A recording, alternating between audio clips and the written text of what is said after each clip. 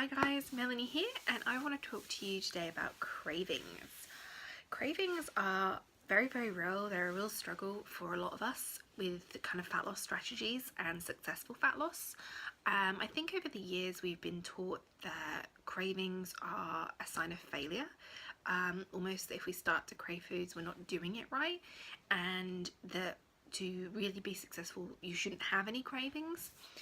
In all honesty, that's not true. Cravings, as I said, are something we deal with a lot of the time. There are ways that we can try and control those, but cravings are a real part of fat loss. They're a part of our lives, and the reason it's a part of our strategy is because we each have personal preferences. Cravings are not the same across the board. Not all of us have the same cravings. Now, that being said, you are usually either craving fat or sugar. It's not really, when people say they're craving a specific type of food, like, I don't know, say Doritos, it's not that you're craving Doritos. You're craving fat and sugar and processed food, and maybe Doritos happen to be your personal preference, a food that you enjoy. For example, I know a lot of my VOPs, they say that their personal preference, like their craving, is ice cream. That's like their kind of trigger food. I'm not really fussed by ice cream, probably because I live in the UK and it's far too cold for ice cream most of the time, but ice cream just doesn't really bother me. I would quite happily say no to ice cream, but things like pizza, and also like gummy sweets, like jelly sweets, those things, if I see them or if I have one, I want to have more. So they're a real craving for me. Now, that being said, we kind of contend with cravings on a daily basis, and there are ways in which you can combat that.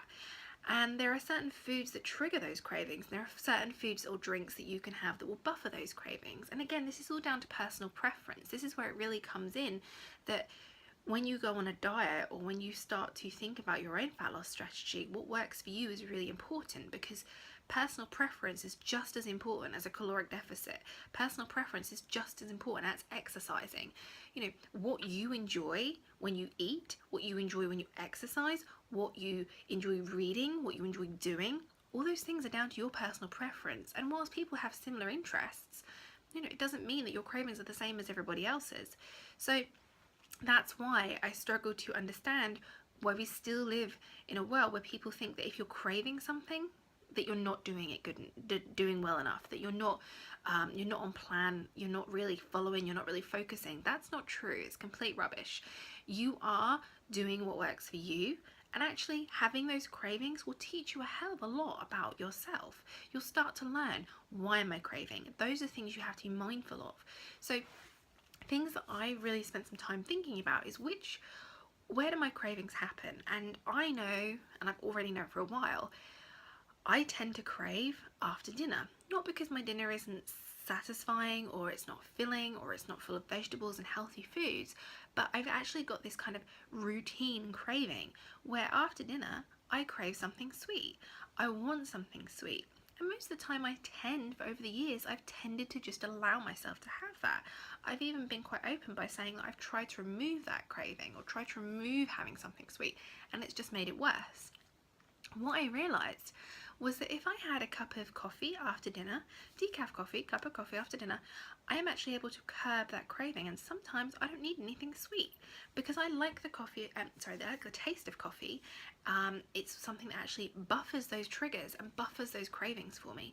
So whilst I can have coffee and be okay, some people might have coffee and it makes it worse. Do you see what I mean? So personal preference is really, really important when it comes to your cravings. So don't be fooled into thinking that if you're craving something or you're experiencing a craving, that you're failing. You're not. You are actually learning. You're learning more about yourself, because what you can do is take a step back and say, right, what have I eaten just now? What have I eaten half an hour ago? What was my last meal? Did I snack on something? Did I have, without thinking, a piece of chocolate? And actually now, 30 minutes later, I'm craving more. So that's something you can think about going forward. That's something you can be journaling in your mindfulness section, thinking about those cravings, thinking about foods that trigger those cravings. And once you've kind of got past that section, there are going to be some foods that perhaps you just don't go near. For me, as I said, it's kind of pizza. I try not to bother having it. And if I do, I have it in when I'm very aware that I'm going to have it. I don't ever have pizza kind of on the fly or as an emotional response to anything. I try to make sure that if I'm going to have something that triggers cravings for me, that I'm very aware of that I'm eating it, okay? And I'm aware that I'm going to enjoy it. Now, some of you may not even buy your trigger food, some of you may not be able to have them in the house, and that's great. You know what? That's fine.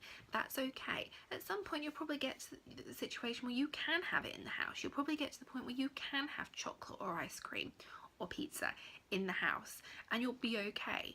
But you know what? I would say that when you're kind of in fat loss strategy, sometimes it's quite difficult to have those foods in the house and still survive, so, or still cope, or you know how you feel, because we don't want you eating all the pizza, all the ice cream, or all the chocolate.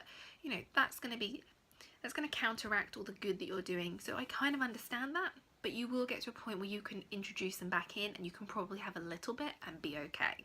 So don't worry, if you are craving, you are not failing, you are actually learning more about yourself. You can journal this in your mindfulness section.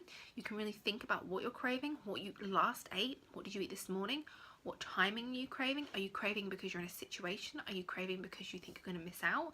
Is it because you're in a certain restaurant, a certain place? For example, a good example is the Cheesecake Factory. You go to the Cheesecake Factory, you want to have cheesecake. You're only having it because you're there. Did you intend to have it? I often ask myself that question. Did I intend to have this food today? Or am I having it because it's just put in front of me? So that's something else to think about, all right? So think about your cravings. Think about them when they kind of appear. It takes time to figure out which foods are your cravings, your trigger foods, and which foods are your buffer foods. I promise you, you will get there.